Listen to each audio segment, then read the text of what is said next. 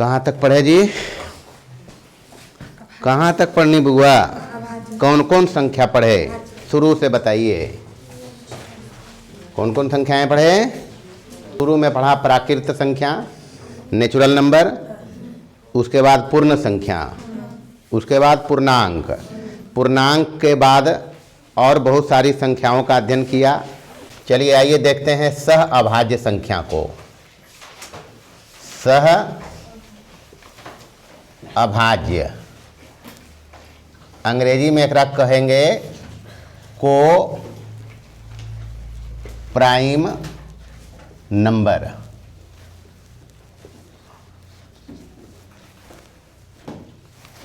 सह अभाज्य यानी को प्राइम नंबर। कौन सा नंबर? को प्राइम नंबर अंग्रेजी में। हिंदी में कहेंगे इसको सह अभाज्य। तो 9th क्लास में भी इसकी चर्चा की है। सह अभाज्य का मतलब होता है बी को सह अभाज्य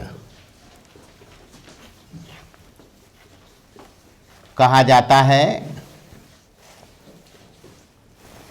यदि HCF ऑफ A, B बराबर कितना हो जाए बुआ? हाँ, दो संख्याएं A और B को सह अभाज्य कहेंगे। कब कब सह अभाज्य कहेंगे? दो संख्याएं A और B को सह अभाज्य कहेंगे कब? जब उन दोनों का HCF कितना हो जाए? हाँ, अगर दो संख्याओं का HCF 1 आ रहा है तब उसको हम लोग कहेंगे सह अभाज्य। जैसे एग्जाम्पल में है 2, 5। HCF कैसे निकालते हैं? छोटा वाला को इधर रखते हैं, बड़ा वाला को इसमें रखते हैं और इसको ऐसे रखते हैं, नहीं रखते हैं? अच्छा, कितना मरते लगाएंगे? 2 दूना। भाग विधि द्वारा HCF निकालना बचपन में सिखाए ना जी, वही तरीका यहाँ लगा रहे हैं हम। तो 2 मरते लगाया 4, कितना रहा? 1। अब जो शेष बचले ओकरा से लगभग ही एकरा में जो शेष बचा हमारे पास उससे लगाएंगे इस 2 में, यानी 2 को अभी यहाँ लिखना है तो 1 का पढ़वे कई बार? 2 बार। तो ये 2 हो जीते और ये कट गया ना जी। मतलब यहाँ पर शेष कितना हो गया? तो जब भी भाग विधि से हम HCF निकालते हैं तो जिस चरण में शेष 0 हो जाता है उसी चरण का भाजक HCF होता नहीं होता है। यानी HCF ऑफ 2, 5 बराबर कितना अगली बुआ? तो ये सह अभाज्य है। कोची है ये दोनों क्या है? सह अभाज्य। और भी देख सकते हैं, और भी एग्जाम्पल देख सकते हैं। जैसे ले लो 5, 9, इसका HCF निकालें। क्या करेंगे? यहाँ रखेंगे 5 को, यहाँ रखेंगे 9 को। कितना मरते लगाएंगे? 1 बार लगाएंगे। 1 बार लगाया 5, यहाँ कितना बचेगा? फिर इस 4 से किस में लगाएंगे? 5 में। 1 बार देंगे, ये 4 हो गया, फिर बचा कितना? 1। फिर 1 से लगाएंगे इस 4 में। भाग विधि द्वारा सबको मासा आता होगा, वही काम यहाँ पढ़ेंगे जो हमको पढ़ना है। ये जो पढ़ रहे हैं थोड़ा एक्स्ट्रा जानकारी ले रहे हैं, इसको जानना जरूरी है, क्योंकि बहुत सारे ऑब्जेक्टिव सवाल संख्याओं से रिलेटेड बनता है यहाँ, इसलिए इसको जानना जरूरी है। हिसाब बनाने में भी इसको ध्यान रखना है। तो कई बार लगेगा ये? 4 बार। 4 हो गया, यहाँ कट गया, यानी कि शेष कितना आ गया? यहाँ शेष बराबर आ गया 0। अब यहाँ पर HCF जिस चरण में शेष 0 हुआ है उसी चरण का भाजक को क्या कहा जाता है? जिस चरण में शेष 0 हो गया है उस चरण के भाजक की कर लेते बुआ? मासा। क्या कहलाएगा? HCF को हिंदी में मासा भी कहते हैं। तो HCF 5, 9 का कितना आ गया? तो 5, 9 को क्या कहेंगे? सह अभाज्य नहीं कहेंगे। ये 2, 5, 5, 9 कैसी संख्याएं हैं? सह अभाज्य हैं। कैसी हैं? सह अभाज्य। सह अभाज्य कहलाने के लिए, सह अभाज्य कहलाने के लिए मात्र इतनी शर्त है कि दोनों का HCF कितना आ जाए, दोनों संख्याओं का HCF कितना आ जाए, बस इतना मात्र शर्त है। तो ये भी क्या हो गया, सह अभाज्य। तो ऐसा का ढेर सारा एग्जाम्पल हो सकता है, नहीं हो सकता है। बस ध्यान ये रखना है, जिन संख्याओं के बारे में पूछेगा कि बताइए इन संख्याओं में कौन सा युग्म, संख्याओं का कौन सा युग्म सह अभाज्य है, तो प्रत्येक युग्म में HCF निकालना है। प्रत्येक युग्म का क्या निकालेंगे, जैसा हम यहां निकाला है। HCF निकालने पर यदि दोनों का HCF 1 आ जाए, कितना आ जाए, तो उसको क्या कहेंगे, सह अभाज्य, को प्राइम नंबर। मतलब को प्राइम नंबर या सह अभाज्य कहलाने का एक शर्त मात्र क्या, HCF उनका कितना आ जाए। तो 2 5 को क्या कहेंगे, 5 9 को क्या कहेंगे, लिखे पढ़ते ने, लिखिए। अब से अगर पूछेगा कि दो संख्या जो दे, दो संख्या के बारे में पूछे कि दिख बताओ कि ये सह अभाज्य है या नहीं, तो सह अभाज्य के लिए क्या करेंगे, उनका HCF निकालेंगे। और अगर HCF 1 आ गया तो क्या कहेंगे उसको, सह अभाज्य। पहला एग्जाम्पल क्या दिया था, 2 5। दूसरा युग्म क्या दिया था, 5 9। तीसरा एग्जाम्पल भी बताया, क्या बताया, 18 25। इन सभी में HCF 1 है। HCF कितना है, 2 5 का भी HCF 1 आया और 5 9 का भी HCF कितना आया, 5 9 का भी HCF 1 ही आया है। 18 25 का भी HCF कितना आएगा,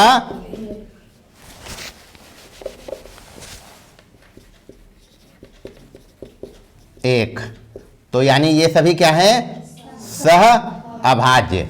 अब सह अभाज्य में जो संख्या लिया है हम 2 5 5 9 18 25, सब के सब क्या हैं, सह अभाज्य हैं। सब प्रत्येक युग्म इसमें सह अभाज्य हैं। तो युग्म के अंदर जो संख्याओं पर फोकस करें तो सभी क्या हैं, धनात्मक पूर्णांक हैं। क्या है ये, धनात्मक पूर्णांक है, पॉजिटिव इंटीजर्स हैं। क्या हैं, पॉजिटिव इंटीजर्स या धनात्मक पूर्णांक। तो ध्यान रखेंगे, जब कभी सह अभाज्य पूछेगा तो धनात्मक पूर्णांक से रिलेटेड रहेगा। किससे रिलेटेड रहेगा, धनात्मक पूर्णांक से। मतलब दो धनात्मक पूर्णांक A और B सह अभाज्य कहलाएगा यदि उनका HCF कितना आ जाए, 1 आ जाए। आगे का नंबर है परिमेय संख्या। परिमेय संख्या अंग्रेजी में कहेंगे इसको रेशनल नंबर्स।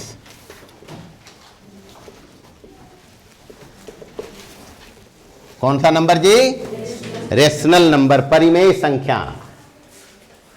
परिमेय संख्या और अपरिमेय संख्या को हम लोग आगे के क्लास में, आगे वाले लेक्चर में डिटेल में पढ़ेंगे। यहां हम सिर्फ संख्याओं को जान रहे हैं कि कितनी प्रकार की संख्याएं हमारे पास उपलब्ध हैं, उन सभी का हम लोग ज्ञान ले रहे हैं। मात्र इतना ही चल रहा है अभी। परिमेय संख्या, परिमेय संख्या की बतलिए बुआ, वैसी संख्याएं जिन्हें P/Q के रूप में लिख सकें। कैसे लिख सकें, हाँ, वैसी संख्याएं जिन्हें P/Q के रूप में लिखा जा सके उसको क्या कहेंगे, परिमेय संख्या। अब P/Q में जब लिखना है तो कुछ शर्त है। क्या है, मतलब परिमेय संख्या को सबसे पहले हम लोग Q से लिखते हैं। क्या से, Q is equal to P/Q। Q is not equal to 0। जाहिर सी बात है, Q यहाँ हर में है। कहाँ है, तो हर में कभी 0 दे नहीं सकते हैं।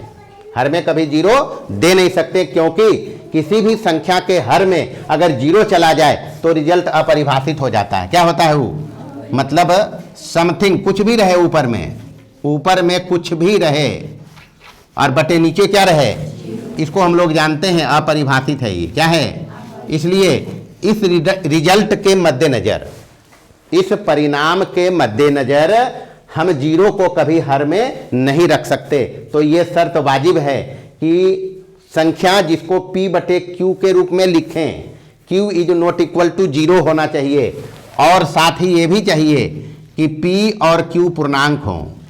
p और q क्या हो? पूर्णांक हो।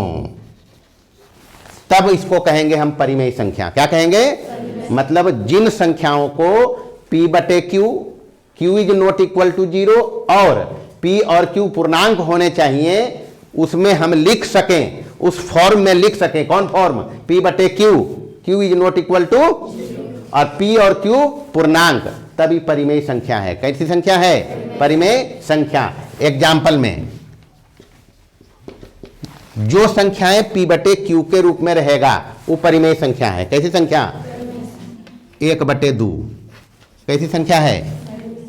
2/3 कैसी संख्या है? 4/5 कैसी संख्या है? इस सब के अलावे नेचुरल नंबर पढ़ा ना जी, परिमेय संख्या है। नेचुरल नंबर में क्या पढ़ा? 1, 2, 3, यही सब तो पढ़ा। तो इसको भी p बटे q के रूप में लिख सकते हैं, हर को एक करके नहीं लिख सकते हैं। लेकिन 1/1 लिखबे, नहीं लिखबे? अरे 1/1 लिख सकते हैं ना को जी। अच्छा 2/2 भी लिख सकते हैं, एक ही तो है ये, नहीं है? अच्छा 3/3 भी लिख सकते हैं, एक तो ही है। तो ये परिमेय संख्या है। क्या है ये? मतलब सभी नेचुरल नंबर क्या है? परिमेय संख्या है। नेचुरल नंबर सभी क्या है? परिमेय संख्या। तो एक चीज सीख लिया, नेचुरल नंबर आ गया परिमेय संख्या में। सारे के सारे प्राकृत संख्याएं क्या है? परिमेय संख्या। इसके बाद पूर्ण संख्या पढ़ा। कौन सी संख्या? पूर्ण संख्याओं के संग्रह में कौन कौन चीज शामिल थे? कौन कौन नंबर था? 0 था, 1 था, 2 था, 3 था, ऐसे करके ये है सब होल नंबर। क्या है ये? यानी कि पूर्ण संख्याएं, ये सभी भी परिमेय है। ये सभी भी क्या है? 0 को भी हम लिख सकते हैं 0 बटे कुछ करके, जैसे 0 है, 0 बटे कुछ भी लिख सकते हैं 10। भाई बताया हर में 0 नहीं होना चाहिए। अंश के बारे में चर्चा किया क्या? तो अंश में तो 0 हो सकता है, हर में 0 नहीं होना चाहिए। तो अंश में 0 बटे कुछ भी रहे, रिजल्ट क्या होता है? तो परिमेय संख्या है ना 0 जी। तो सभी होल नंबर क्या है? परिमेय संख्या। उसके बाद और भी है परिमेय संख्या में सभी पूर्णांक। सभी पूर्णांक क्या है? परिमेय संख्या। सभी पूर्णांक क्या है? परिमेय संख्या। नहीं है बाबू? ऐसी करके लिख दलिए। सभी पूर्णांक भी क्या है? परिमेय संख्या। जैसे -3 को लिखना है, -3, तो -3 को हम ऐसे लिख सकते हैं क्या? नहीं लिख सकते हैं। एक तो ऐसे भी लिख सको, ये -6/2 भी तो लिख सको, ये -3 ही तो है, नहीं है? तो -3 क्या है? परिमेय संख्या। अब फोकस करें, जो शर्त बताया सबको p बटे q में हम लिखा है, नहीं लिखा? तो q 0 नहीं चाहिए। है किसी के q में 0 क्या? अरे हर में 0 है, कहीं 0 नहीं है। और ऊपर और नीचे वाला पूर्णांक चाहिए। क्या चाहिए? तो देख लो पूर्णांक तो यहाँ लिखा है, हम सभी सब पूर्णांक में है कि नहीं? 1 भी पूर्णांक में है, 2 भी पूर्णांक में है, -3 भी पूर्णांक में है।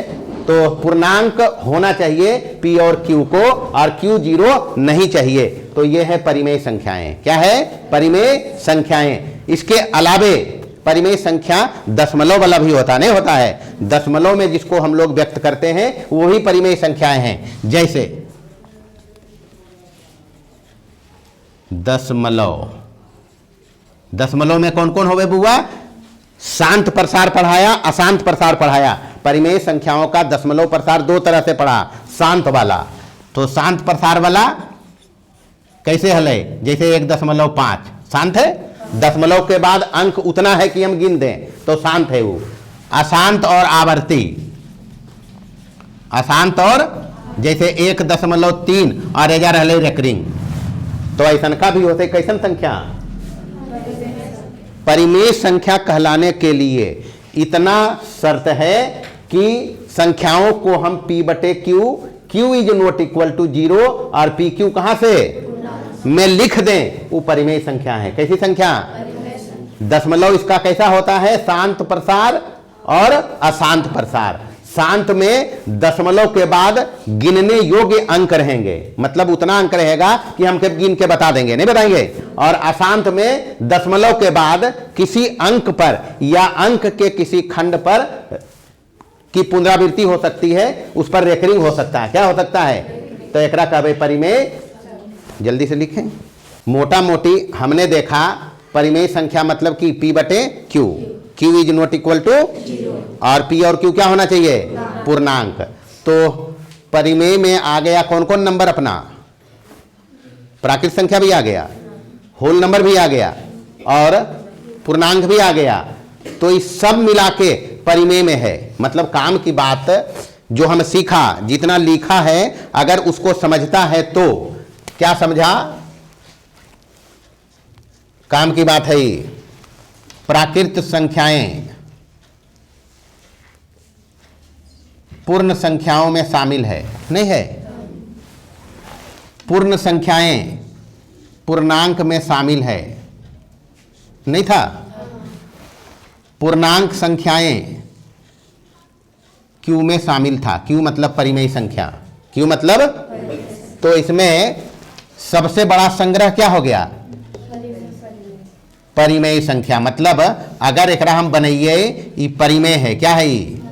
परिमेय। मतलब ये Q है। क्या है? तो इसमें कौन कौन नंबर आ गया जी? N भी आ गया, W भी आ गया और Z भी आ गया। मतलब नेचुरल नंबर, होल नंबर और पूर्णांक सब मिलजुल के एक बड़ा संग्रह बनाया है। उसका नाम क्या है? परिमेय संख्या। तो इस सब में सबसे बड़ा संग्रह कौन है? परिमेय संख्या। इसमें इस सब के हम घेर देंगे बारी बारी से। ये सब भी तो संग्रह ही है ना जी। प्राकृत संख्याओं का संग्रह है, पूर्ण संख्याओं का संग्रह है, और ये पूर्णांक का क्या है? संग्रह। तो ये सभी संग्रह एक बड़े संग्रह परिमेय के संग्रह में शामिल है, नहीं है? तो ये बड़ा हो गए। ये परिमेय संख्या वाला क्या हो गया? बड़ा हो गया, जिसमें नेचुरल नंबर भी है, पूर्ण संख्याएं भी है और पूर्णांक भी है। तो इस बात को याद रखना है, इस बात को याद रखना है। जैसे पूछ दे अगर स्टेटमेंट में, बोर्ड परीक्षा में पूछता है कि सभी प्राकृत संख्याएं परिमेय होती है, सही या गलत? होगा ना सही जी। सभी प्राकृत, यहां से याद रखना है इसको, प्राकृत संख्याएं परिमेय है, पूर्ण संख्याएं परिमेय है। अगर पूछ दे, पूछता भी है, 0 कैसी संख्या है? शून्य कैसी संख्या है? परिमेय संख्या। शून्य तो आता है ना इसमें जी। तो शून्य कैसी संख्याएं हैं? परिमेय संख्या। तो इतना बात याद रखना है। परिमेय हो गया। इसके बाद है अपरिमेय।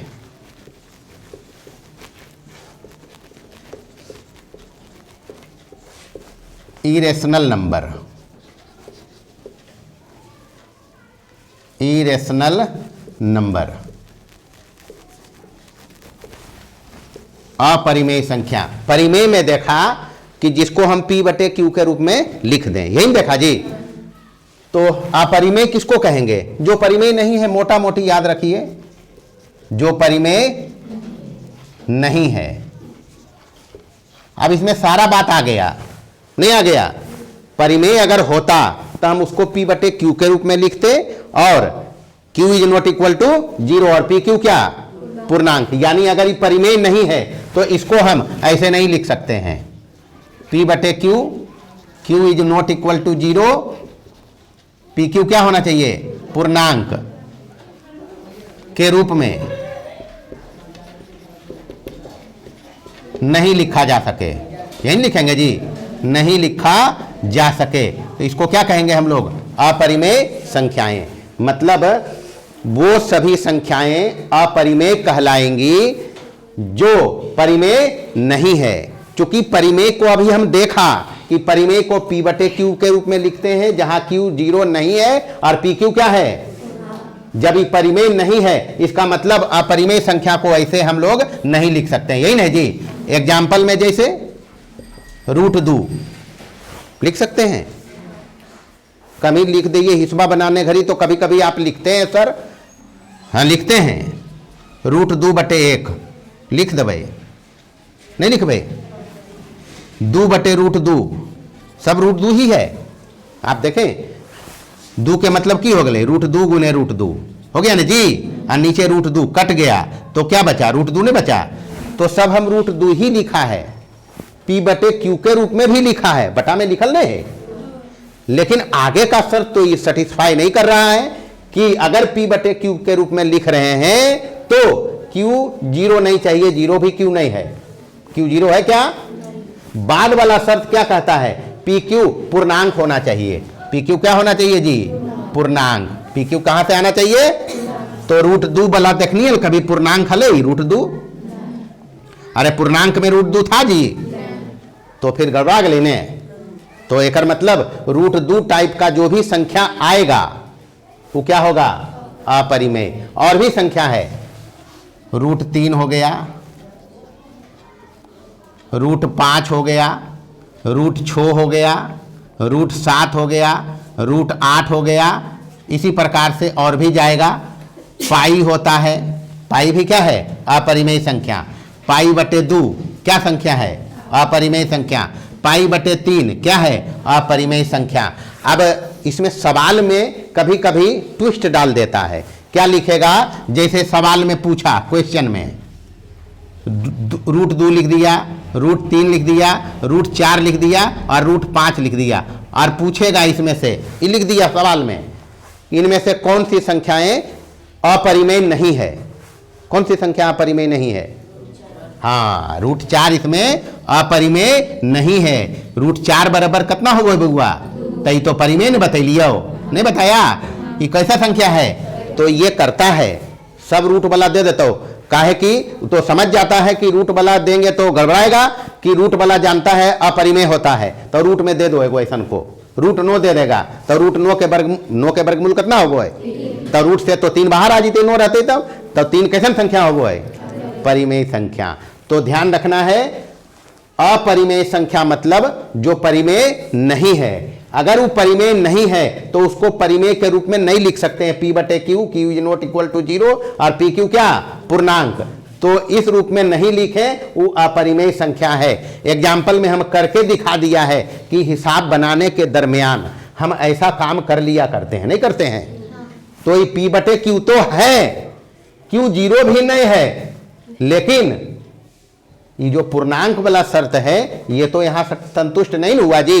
रूट 2 देखा पूर्णांक में, एक पढ़ो, ये चिन्ह है गणित में, मोटा मोटी जानना, पूर्णांक में नहीं है रूट 2। क्या जानेंगे? पूर्णांक में नहीं है। चलिए लिखिए, इधर वाला लिखमी, एग्जाम्पल वाला इधर से है। और ये क्वेश्चन हम बतलियो कि एकरा में देखना है कि कौन अपरिमेय नहीं है, कौन अपरिमेय नहीं है। अब आते हैं जो हमारा शीर्षक है। शीर्षक क्या है? शीर्षक क्या है जी? अंग्रेजी में रियल नंबर्स, उस पे आते हैं।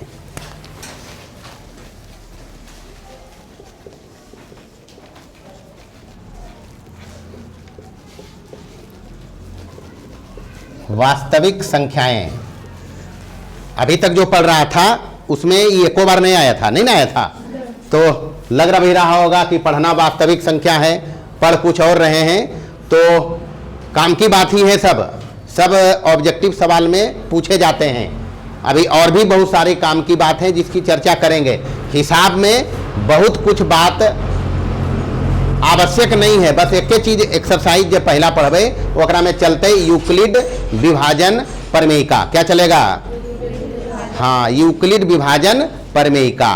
तो तब तो कहीं इतना चीज तो फालतू चढ़ पढ़ लिए जी, नहीं, बगैर इसके काम नहीं चलेगा। जो पढ़ रहे हैं बगैर इसके काम नहीं चलेगा। तो अब हमारा नंबर आया है वास्तविक संख्याएं। कौन सी संख्याएं? तो वास्तविक संख्या को R से लिखते हैं। R मतलब रियल नंबर, R मतलब इसको इस प्रकार से भी लिख देते हैं, -∞, ∞। इधर माइनस है तेजा प्लस है, जाहिर सी बात है। तो ये क्या है? Real number. रियल नंबर में या वास्तविक संख्याओं के संग्रह में परिमेय और अपरिमेय दोनों शामिल होते हैं। परिमेय और अपरिमेय दोनों शामिल होते हैं। क्यू मतलब परिमेय और क्यू पर ऐसा का लगल है हाइफन, उसका मतलब है अपरिमेय। तो परिमेय और अपरिमेय को मिलाकर कौन सी संख्याएं बनती है? वास्तविक संख्याएं। ये जो हम लिखा है छोटी ब्रैकेट, क्या लिखा है, इसको बोलते हैं इंटरवल, अंतराल बोलेंगे। आगे के क्लास में पढ़ना, अभी मोटा मोटी इसको छोटी ब्रैकेट समझ के काम चलाओ। रियल नंबर को हम -∞, प्लस इन्फिनिटी में लिखते हैं। आर मतलब रियल नंबर, और रियल नंबर का मतलब क्या, परिमेय और अपरिमेय संख्याओं का संग्रह। एकर मतलब, इसका मतलब क्या हुआ कि रियल नंबर सबसे बड़ा संग्रह है, नहीं है, रियल नंबर सबसे बड़ा संग्रह है, जिसमें Q एक संग्रह आया है और दूसरा संग्रह कौन आया है, Q डैश, यही ना आया जी। ये अपना है रियल नंबर, ये क्या है, इसमें दो संख्याएं शामिल है, Q और Q डैश, यानी परिमेय और अपरिमेय। परिमेय में भी हम देखा है, परिमेय में होता है नेचुरल नंबर, और क्या होता है, होल नंबर, और क्या होता है जी, जेड।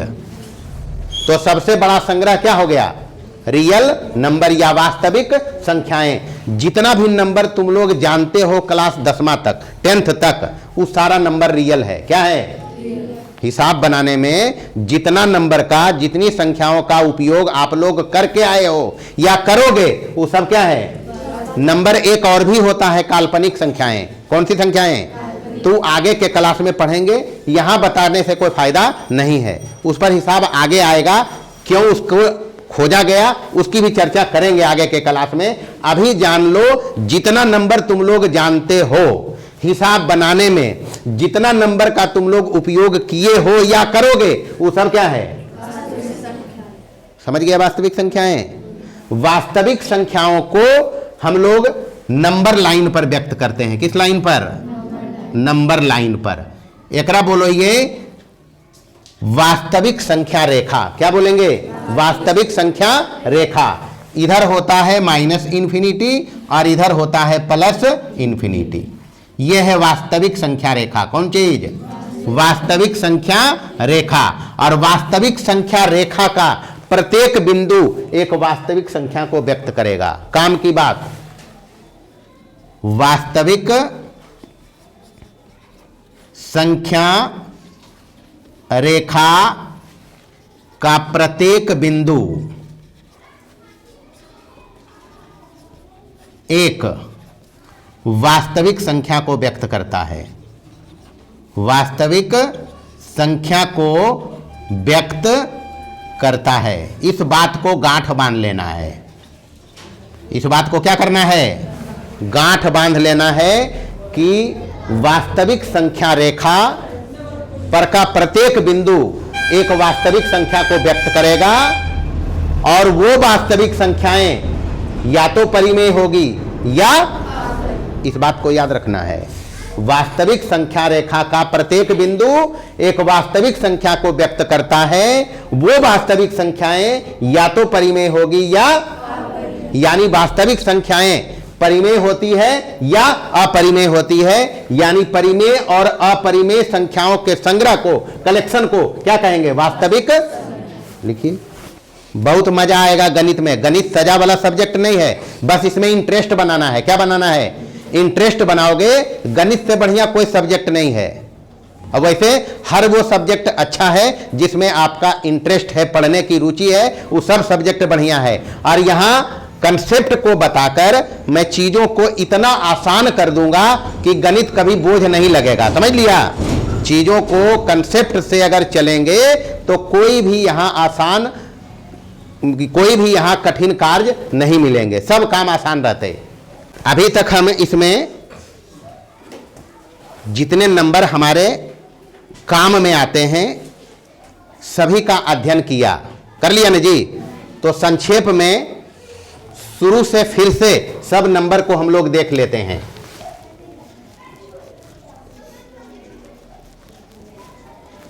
एकदम संक्षेप में। n मतलब प्राकृत संख्याएं, देखा। उसके बाद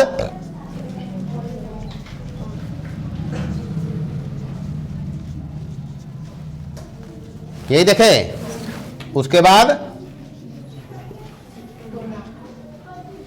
z मतलब पूर्णांक, इंटीजर्स। -3 बोलता कोई नहीं है, -3, -2, -1, 0 1 2, चलो ऐसे कर दिया, वो आगे जा रहे हो। उसके बाद क्या पढ़ा है इसी में भी? सम संख्या पढ़े। सम में 0 को भी रखना है, समझ लिया? 0 भी सम संख्या है, 2 4 6। चलिए इसके बाद क्या पढ़े? विषम भी पढ़े। 1 3 5 7 रहने दें। इसके बाद अभाज्य संख्या पढ़े। 2 3 5 7 11। अब नहीं दबे, नो नहीं आया इसमें क्योंकि नो भाज्य संख्या है। क्या है? चलिए डॉट डॉट कर दिया। इसके बाद पढ़ाया भाज्य संख्या। भाज्य पढ़ाया ना जी?